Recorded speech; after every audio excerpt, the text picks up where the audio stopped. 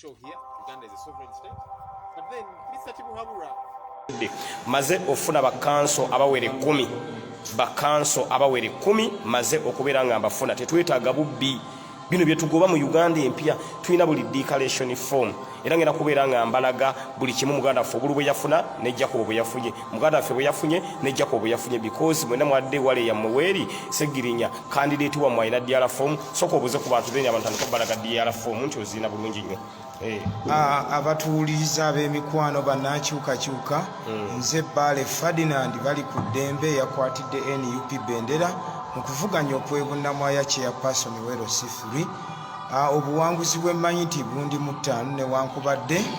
omusajja yabadde alangirira nga byalangirira abijja walala so nga birina kuva ku DR forms zonna nzirina eza 47 polling stations nga ziraga bulungi nti nze muwanguzi newankubadde salangiriddwa.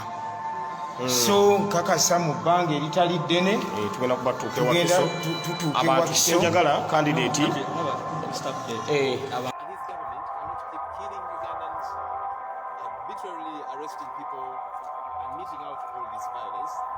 kunju gwe noyagala okategule buteguzi okatwale kanu imagine golabanga ekyo gyekiri ng'omusajja Jacobo dira DR forms zewawangulideko ziteekeyo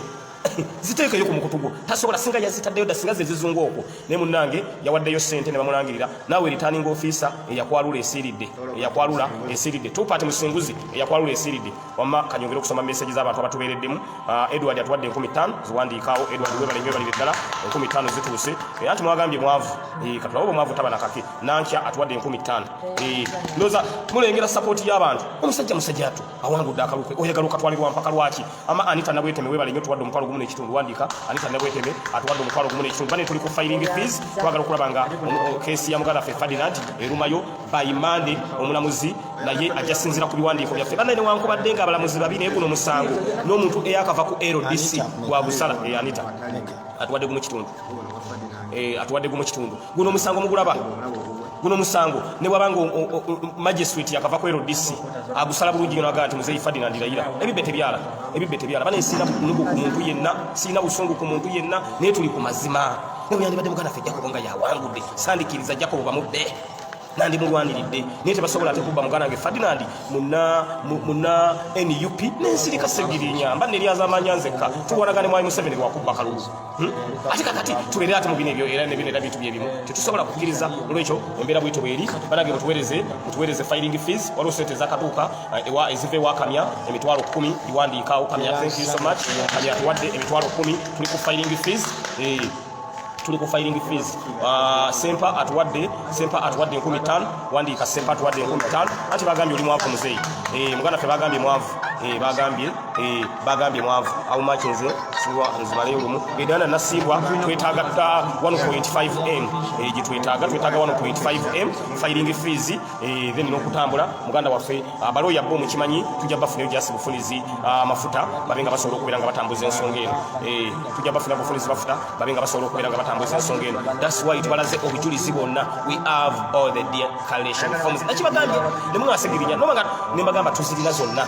tuzirina olwekyo twetaaga 1.5m tulabenga tusobola okuba ne filing fees tulabenga muganda waffe ono Bale Ferdinand winiye agifuna anti bage nti ekyamubisiza mwavu nti ye mwavu 1.5m eba emala mu byonna n'okutambuza empapula n'okukola ki tulabenga buli kimu tusobola okubeera nga tukitambuza bulungi nnyo tulabenga buli kimu tusobola okubeera nga tukitambuza bulungi nnyo kakati sokompe onaka kawabadde mpaako akaliko bunamwaye wavudde bulubumeka toto bade bazigase wana dazi mpade kakati buli muluka gwonna tugulina wano omuluka gw'emutundwe gwe guliwa omuluka gw'emutundwe Ferdinand yafunye obululu 158 omuluka ogw'emutundwe gwe buno mutundwe Ferdinand yafunye 158 omuluka gw'emutundwe ogw'ebunamwaya nafuna obululu 165 yosa muwulira Jacobo omuluka gw'emutundwe yafunye obululu bwe buliwa buno 786 na 786 nafuna omuluka gw'ebunamwaya nafunayo obululu 13 gobanga ogasse wonna candidate waffe nabanga yawangudde akalukano with 95%. Kubanga wano tuli mukola toto yonna leero baabino balinye y'amagye mama tulina obujulizi bonna olwekyo kyetuliko twagala okulaba nga tufuna filing fees kyolina bana ekyo tusindikira tulabe nga muganda waffe akalulu ke winiye ekomawo twetaaga Jacobo owangula akalulu k'amazima n'obwenkanya jangu 226 tewali akuyinako mutawaana jangu 226 tewali akuyinako mutawaana nasose nensirika mu kintu kino nene ngamba kano imagine musajja tubageze bambi talina bali ne bagamba nti abali nan toyina sente engeri gy'otalina sente katukunyakule tetusobola kukkiriza muganda wange tetusobola kukkiriza bali wabaya wangu dakaluke bamulangirire bali Ferdinand yawangudde akaluke era obujulizi bonna tubulina olwekyo embeera bwetyo bweri nabagambye enkikeera mu bukeeza ate omulaba ekintu nga segirinya ekintu akikuttemu mumanye nti ekyo kiwedde so yembeera eriwo abali ku the updates online page yembeera eriwo abali ku the updates online page ala entuuka nzija tuuka